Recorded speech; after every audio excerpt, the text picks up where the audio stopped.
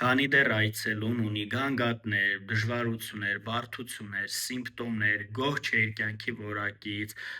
միայնակ չի կարողանում հաղթահարել իր խնդիրներն ու դժվարությունները, հոգեթերապևտը չպետք է դադարեցնի հոգեթերապիան։ Հոգեթերապիան դադարեցվում է այն դեպքում, երբ որ այցելուի հայցը կամ բավարարված է, կամ այցելուն արդեն կարողանում է ինքնուրույն գլուխ անել իր խնդիրների լուծման հարցում, կամ արդեն ինքը որոշել է, որ այլևս միայնակ է շարունակելու իր ուղին։ Վերջերս լսում եմ մոդայիկ ինչ-որ ուղղություններում մասնագիտացված հոգեթերապևտներ, ովքեր 8 կամ 10 հանդիպումից հետո այցելուին բարձրաձայն ասում են, որ մեր աշխատանքը ավարտվեց, այն ինչ որ ես քեզ պետք է տայի, արդեն տվել եմ, այսուհետև դու մենակ ես անցնելու քո ուղին։ Եվ այցելուն ունենալով դիսթիմիա, դեպրեսիայի տեսակի խանգարում, նա բողոքում է, գանգատում է, որ բայց ես ինձ լավ չեմ զգում, բայց ես գոհ չեմ ինձանից, իմ սիմպտոմները անգամ դեռ չեն անցել, ինչպես եք դուք դադարեցնում աշխատանքը, ես ինչ եմ անելու, մենակ ոնց եմ գլուխ հանելու։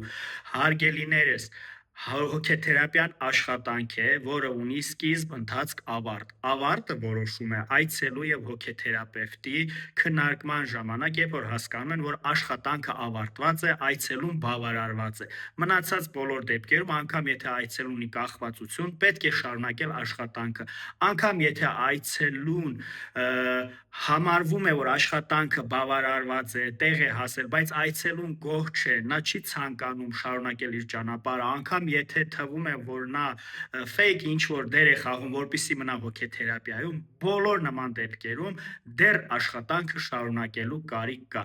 Այլ հարց է, եթե մասնագետի գիտելիքները, պրոֆեսիոնալությունը, կոմպետենտությունը թույլ չի տալիս։ Նա կարծես այցելուից ազատվում է, գլխացավանքից ազատվում է, որովհետև իր գիտելիքը, իր հմտությունները սպառված են։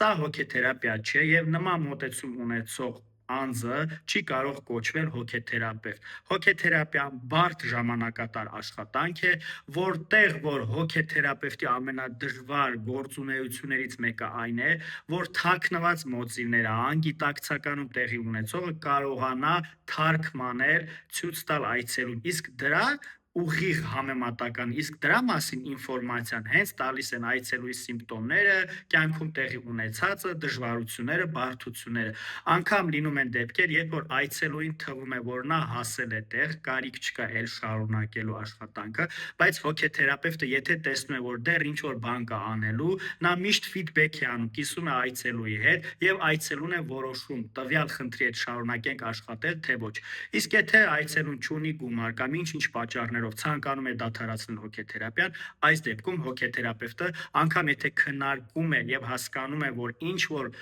թաքնված մոտիվ կա այցելուի որոշման մեջ, որ դադարեցնում է հոգեթերապիան, միևնույն է հոգեթերապևտը պարտավոր է նման իրավիճակում հաշվի նստել, հարգել այցելուի դիրքորոշումը։ Այսքանը։